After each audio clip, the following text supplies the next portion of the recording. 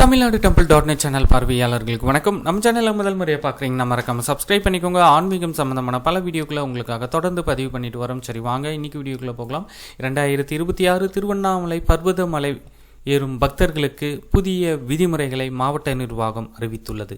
இதோ திருவண்ணாமலை மாவட்டத்தில் உள்ள பர்வதமலை ஏறும் பக்தர்களுக்கு புதிய வழிகாட்டி நெறிமுறைகள் இதோ.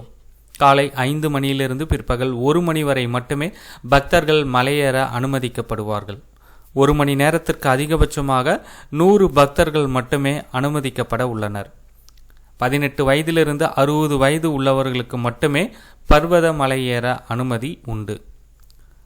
நாள் ஒன்றுக்கு திருவண்ணாமலை மாவட்டத்தை சேர்ந்த 200 பேருக்கு மட்டுமே மலையேற அனுமதி கிடைக்கும்.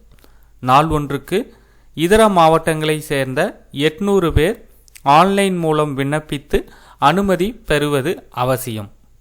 இந்த தகவலை உங்களுடைய நண்பர்கள் அனைவருக்கும் தெரியப்படுத்துங்க. நன்றி, வணக்கம்.